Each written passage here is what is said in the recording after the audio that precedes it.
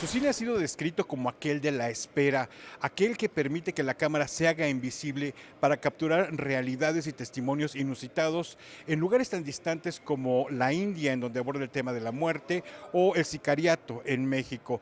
Gianfranco Rosi está presente en la Cineteca Nacional Joco para presentar un cúmulo de 8 películas de su filmografía y le agradecemos estos minutos para platicar con este cineasta. So your cinema has been defined as one that captures realities given waiting.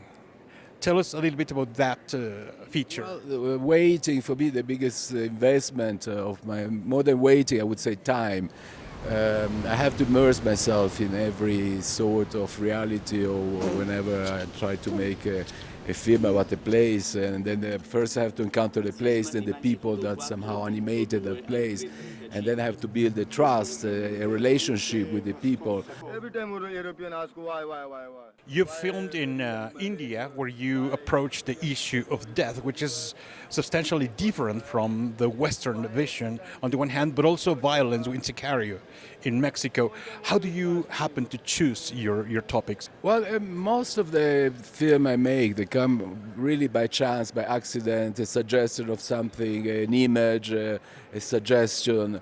I don't really make much research, but it has to be something that captures my imagination. And then I try to immerse myself. For example, when I did El Sicario, I read an interview that Charles Bowden did, the writer Charles Bowden, for Harper's Magazine. Important to transform reality. It's not enough to observe reality. You have to be able to transform reality into a structure, into a storytelling.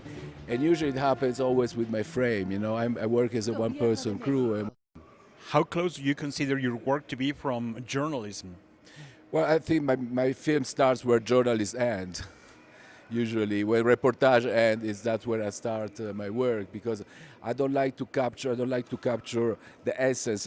For me, maybe the news is the starting point, but then I have to develop that into narration, into the language of cinema.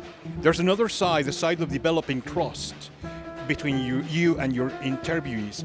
How do you manage to achieve that level of trust, given the fact that you've also worked in war zones, Middle East as well? Yeah, with Notturno.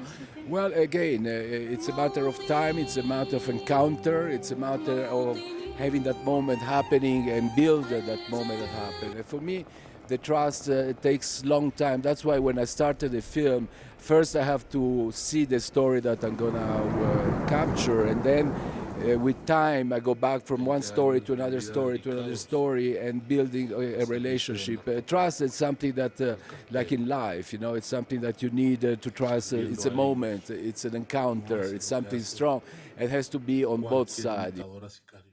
El inicio de algo grande y de la oportunidad de encontrarnos con esta cinematografía en la Cineteca Nacional, cuya programación puede consultar en el sitio electrónico que aparece en pantalla.